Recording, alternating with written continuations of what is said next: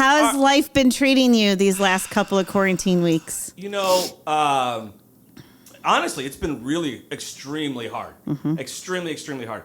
And on a couple of different fronts, right? So for myself, just mentally has been a massive struggle. Also, I'm definitely feeling it starting to take its toll. Yes. And it takes a lot personally for me for things to start taking its toll. I'm pretty good at compartmentalizing, deflecting, getting through things.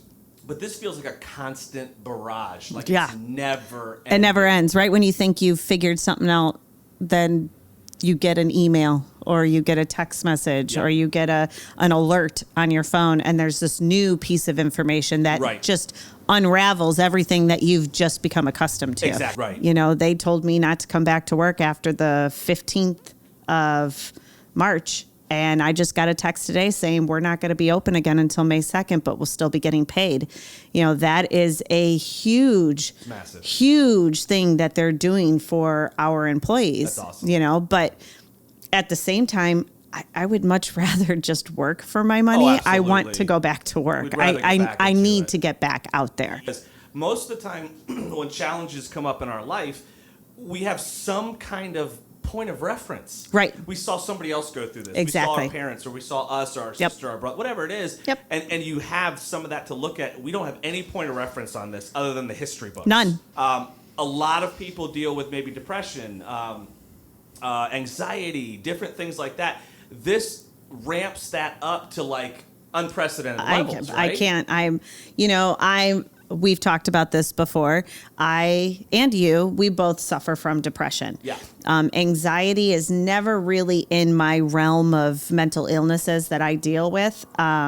Paranoia, panic, those are things I don't normally necessarily, I'm not affected by. Right. I'm not a worrywart, and I'm never paranoid about shit.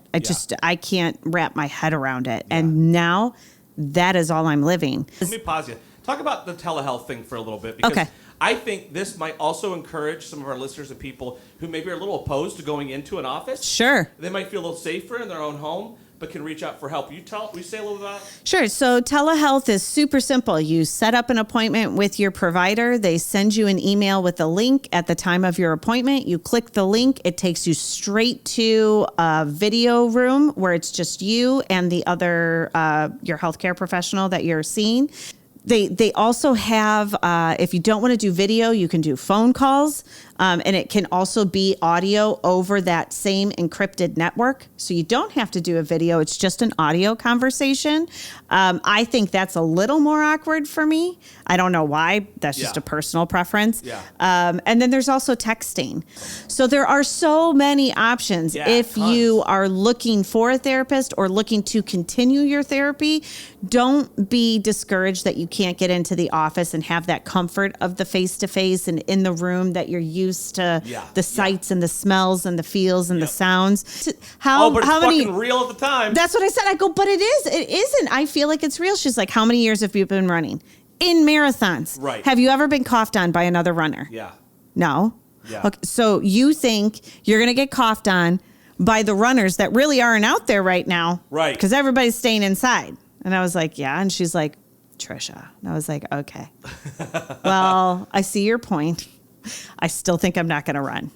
But it was a very good suggestion. Very good suggestion. I mean, so. But look how important that was. And it was. And it was so good for you to be able to have that outreach. Yes. And I, like you just said a minute ago, I'm going to double down on that point. I think it's so neat how in today's day and age, there's so many choices. There are. To getting that help. There are. And to having that support system. Yep. And I even like that term a little bit better because it is getting help, but it's also, we in our lives build support systems, right? We have our families, we have our friends, we have our jobs. All these different things support our lives. I think it's so important to add all the support pieces you can, and I think that's an important support piece. But there's just something that a therapist with their unbiased, professional, educated mind can look at you and say, I see where you're coming from. I understand why you're scared. Yeah. But here's what we're going to do about that. Right. That trickle down emotion, that's hard. And yeah, sure, as parents, we tend to mask our kids from a lot of that. Yeah. But this is new to all of us. We don't Right. have any precedence for this. We don't know how we should be behaving. Right. So what we are doing might be freaking out our kids and our teenagers. And unfortunately, we do not have the luxury this time to shelter them from this. No. We have to protect them. No. And by protecting them, we have to tell them what's going on. Exactly. So stress during an infectious disease outbreak can include fear and worry about your own health and the health of your loved ones, change in sleep or eating patterns, Check. difficulty sleeping or concentrating, Check. worsening chronic health problems, increased use of alcohol, Check. tobacco, and other drugs. Check. Well, yeah, all of those. So 2 things I took away from that. So if you're noticing yourself doing these, realize that you're struggling with it. And that's okay. But it might be time to get some help or get some understanding. Number 2, I think if some of these things, got to be careful that they're not driving you deeper. Like you don't want to start picking up new bad habits. No. If you find yourself going that way, like, you know what, alcohol's just not doing it. I can't handle it. I'm going to start abusing my prescription drugs. Yeah, I'm no. going to start doing this. Then reach out for the help. Yes. Reach out for the help. Yes, please. So when this thing is done and passes, you don't have a new thing That you have locked to onto you. overcome. And I'm not just saying that to you guys. I'm saying that to myself. I'm saying that that's for everybody. Things that you can do to support yourself. And I love that language. To Ooh, support yourself. Right? I love that. I thought that was really cool. That is really good language. It is. Take breaks from watching, reading, or listening to news stories, including social Check. media. Hearing about the pandemic can be repeatedly hearing it can be upsetting. Yeah. Take care of your body. Take deep breaths, stretch, meditate. Try to eat healthy. Well-balanced meals. Exercise if you can. Get plenty of sleep. Avoid the alcohol and drugs. I put that finger back down. I thought I was going to get a check for that, and I didn't. What? That thing that you just said. Oh, avoid alcohol and drugs. Yeah, I I'm was not like, doing that either. no, I am I definitely put that gonna back continue down. with the alcohol and drugs. Cheers. So CDC, I'm sure you're right, but that's one I'm not going to listen to you on. Okay. But then this goes on, and there's some other things too, like for parents. If you want, it says some kids are quiet. Some kids are not going to tell you what they're actually thinking. Sure. So they give some signs to look for. Excessive crying or irritation that's not normal.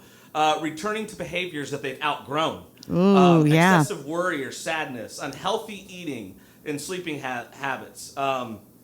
Irrationally acting out when they don't usually do that. Poor school performance when it's usually good performance. So really what they were kind of going on is when you start seeing massive changes to your children's daily routines, it can be a nice light bulb to say, maybe we want to stop and have a conversation.